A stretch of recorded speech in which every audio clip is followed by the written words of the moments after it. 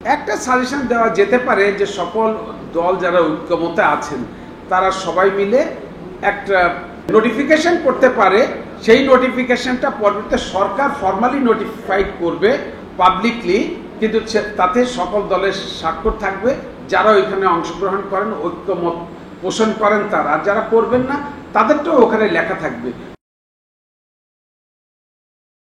আজকে এই যে জুলাইয়ের গণ অভ্যুত্থান নিয়ে দুটো প্রশ্ন, একটা হচ্ছে এটা অর্ডিন্যান্স হবে নাকি এইটা মানে গণভোট হবে।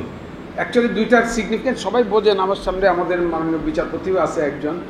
গণভোটটা হচ্ছে একটা সাময়িক কালের জন্য, আর সংবিধান সংশোধনের কিন্তু আলাদা একটা বিধান আছে।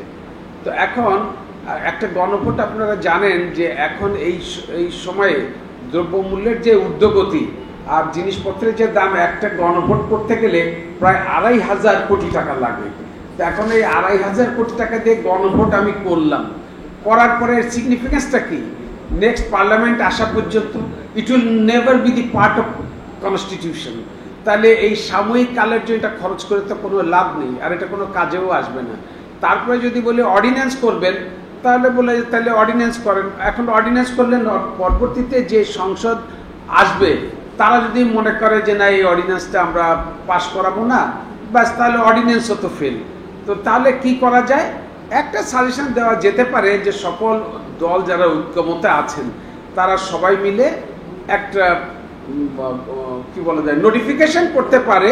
সেই নোটিফিকেশনটা পরবর্তীতে সরকার ফর্মালি নোটিফাইড করবে পাবলিকলি, কিন্তু তাতে সকল দলের স্বাক্ষর থাকবে, যারা ওইখানে অংশগ্রহণ করেন ঐক্যমত পোষণ করেন তারা, আর যারা করবেন না তাদেরটাও ওখানে লেখা থাকবে। পরবর্তীতে যখন রাজনৈতিক সরকার ক্ষমতায় আসবে তখন তারা এই প্রশ্নগুলো যখন এটা জনগণের সামনে যাবে, পত্রপত্রিকায় আসবে, তখন আমরা বুঝতে পারবো এই রাজনৈতিক দলগুলো এই জুলাই গণ অভ্যুত্থানে যারা শহীদ হয়েছেন, যার মায়ের বুক খালি হয়েছে, যে স্বামী হারিয়েছেন, আমরা দেখলাম সবই পত্রিকার খবর, প্রায় ২০,০০০ লোক পঙ্গু হয়ে গেছেন, ৮৫০ থেকে ৯০০ লোক হত্যা হয়েছে, তারপরে তার পূর্বের সরকারের প্রায় ১৪-১৫০০ লোক গুম হয়েছেন। তো সেই যে জিনিসগুলো আছে এদেরকে স্মরণ রেখে অন্তত মিনিমাম যারা গণ অভ্যুত্থানে শহীদ হয়েছেন বা পঙ্গু হয়েছেন তাদের জন্য একটা নির্দিষ্ট কিছু কিছু ক্ষেত্রে দেখা যাচ্ছে চিকিৎসার জন্য ৩ লাখ টাকা ভাতা দেওয়া হচ্ছে বা কাউকে মান্থলি টাকা দেওয়া হচ্ছে। আমি মনে করি এইটার একটা চমৎকার ফর্মুলেশন করে এই বাজারের দ্রব্যমূল্যের ঊর্ধ্বগতির দিক চিন্তা করে তাদের প্রত্যেককে অন্তত বেঁচে থাকার জন্য বা তার মা বাবার বেঁচে থাকার জন্য, কারণ সে ছিল ওই সংসারের হয়তো একমাত্র উপার্জনক্ষম ব্যক্তি, ওই সংসারের উপার্জনের একমাত্র ব্যক্তি, তাদেরকে কিভাবে কম্পেনসেট করা যায় এইটা হলেই আমার মনে হয় অনেকটা সমাধান হয়ে যায়। এখন জুলাই গণ অভ্যুত্থানটার একটা ব্যাপার, এইটা গণভোট বা অর্ডিন্যান্স করে, অর্ডিন্যান্স তবে নিম্ন দিক থেকে সবচেয়ে কম করে হলে একটা অর্ডিন্যান্স করা যেতে পারে, কিন্তু এটারও লাইফ খুব শর্ট। গণভোট করবেন, এটারও লাইফ খুব শর্ট। গণভোটে ২৫০০ কোটি টাকার মতো সম্ভাব্য বাজেট, আর যদি অর্ডিন্যান্স করা হয় সেটার জন্য তেমন বাজেট নেই, শুধু ঐক্যমতের ভিত্তিতে একটা অর্ডিন্যান্স করা যেতে পারে। দুটারই কিন্তু একটা অস্থায়ী সমাধান। আর সংবিধান সংশোধনের কিন্তু একটা বিধান আছে, 2/3 মেজরিটি ছাড়া কোনো সংবিধান সংশোধন করা যায় না। তো কাজেই আমার মনে হয় আমি যে দুটো কথা বললাম, একটা হচ্ছে সর্বনিম্ন অর্ডিন্যান্স করা, আর হলো একটা সরকারের ঐক্যমতের ভিত্তিতে একটা প্রোক্লামেশন জারি করা। তাহলে পরবর্তীতে যে সরকার ক্ষমতায় আসবে তারা এটা চেঞ্জ করতে গেলে ভাববে যে জুলাই অভ্যুত্থানে যারা শহীদ হয়েছেন তাদের অবমাননা হবে, তারা কিন্তু জনগণের আন্দোলনের মুখোমুখি হবেন, এবং সেই আন্দোলন কোন পর্যায়ে যাবে সেটা আমরা জানি না। সেই আন্দোলন এই কিছুদিন আগে যেটা হলো যে পূর্ববর্তী সরকার যে পালিয়ে গেল বিদেশে, এই পর্যায়ে চলে যেতে পারে। আর আমি পার্টিনেন্টলি একটা কথা বলতে চাই যে যারা আজকে আমাদের রাজনীতি করেন, এখানে অনেক রাজনৈতিক বক্তব্য দিয়েছেন, আর সবাই তো জ্ঞানী মানুষ, আপনারা একটা শুধু অনুরোধ করব, যেহেতু আমি রাজনীতি করি না, এখানে আপনারা যেই কথাটি বলবেন তার রিটালিয়েশনটার কথা চিন্তা করতে হবে সবসময়, যে আমি যে আজকে যেটা বললাম সেটা আমার প্রতি ফেরত আসে কিনা। এই কথাগুলো আমি পার্টিনেন্টলি বলছি as a non political person. দেখেন, এটা আপনারা সবাই জানেন, তারপরে আমার আজকে খুব বলতে ইচ্ছে করছে।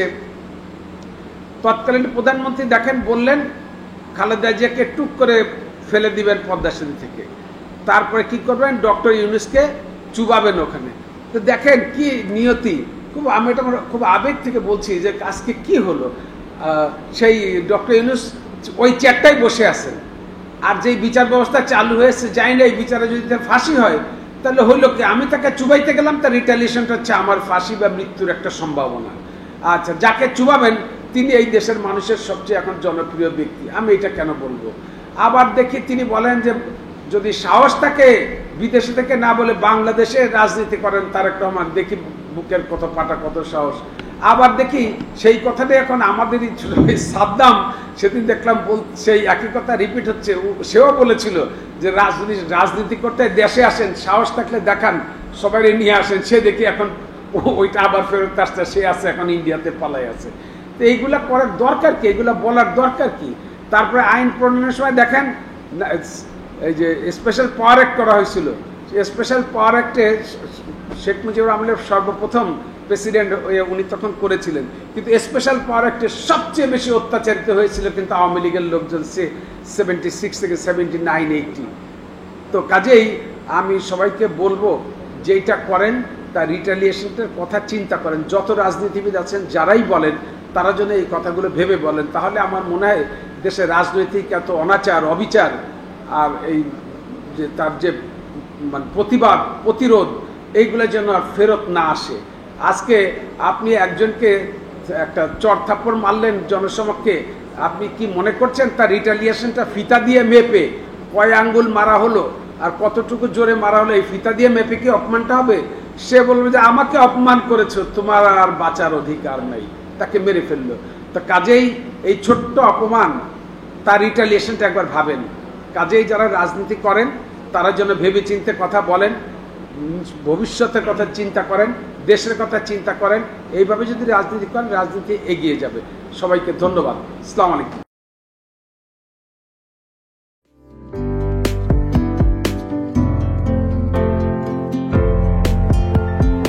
পহেলা জানুয়ারি 2025 ইউটিউব জার্নালিজমের অগ্রদূত changeTV.press 6 বছর পেরিয়ে পা রাখলো গর্বিত সাথ।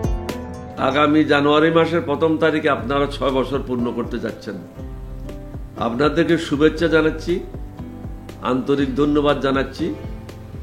আমি আশা করব চেঞ্জ টিভি অতীতে যে বলিষ্ঠ ভূমিকা পালন করেছে আগামীতেও আপনারা সেই বলিষ্ঠ ভূমিকা পালন করবেন। আমি আমার এলডিপির পক্ষ থেকে, মুক্তিযোদ্ধাদের পক্ষ থেকে আপনাদেরকে আন্তরিক মোবারকবাদ জানাচ্ছি, শুভেচ্ছা জানাচ্ছি। আশা করি দিন দিন আপনারা উন্নতির শিখরে এগিয়ে যাবেন। ধন্যবাদ। changeTV.press, এক ফোঁটা হলুদ নেই।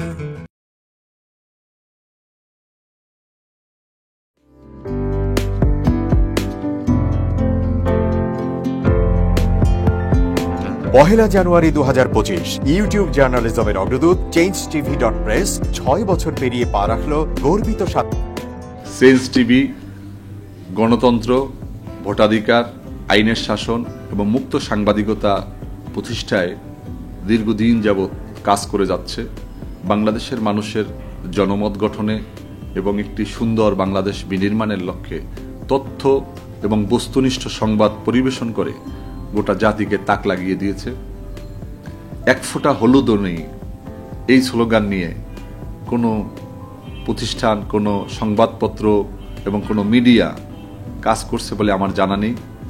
এবং বস্তুনিষ্ঠ সংবাদই যাদের প্রেরণা, যাদের একদল বস্তুনিষ্ঠ সংবাদকর্মী নিরলসভাবে একটা সুন্দর বাংলাদেশ গড়ার জন্য ক্ষুধা, দারিদ্র্যমুক্ত, শোষণমুক্ত, ইনসাফ ভিত্তিক একটা কল্যাণ রাষ্ট্র প্রতিষ্ঠার জন্য নিরলসভাবে কাজ করে যাচ্ছে, তার নাম হচ্ছে চেঞ্জ টিভি। বাংলাদেশ লেবার পার্টির পক্ষ থেকে আমি চেঞ্জ টিভির দর্শক, শ্রোতা এবং কলাকুশলী, বিজ্ঞাপনদাতা সবাইকে জানাই আন্তরিক শুভেচ্ছা, অভিনন্দন। 6টি বছর খুব বেশি নয়, 6টি মাস বা বছর একটা শিশু বয়স থাকে। এই শিশু বয়সে চেঞ্জ টিভি যা অর্জন করেছে তা কৈশোরে গিয়ে হয়তো আরও অনেক অনেক বড় আকারে ধারণ করবে। আমি বিশ্বাস করি যে বাংলাদেশের চেঞ্জ টিভি শুধু অনলাইন ভিত্তিক নয়, এটাকে আমরা স্যাটেলাইট হিসাবে দেখতে চাই। বাংলাদেশের মানুষ এই চেঞ্জ টিভির মাধ্যমে আরেকটি স্বপ্নকে তারা বাস্তবায়নের দিকে এগিয়ে যাবে। changeTV.press, এক ফোঁটা হলুদ নেই।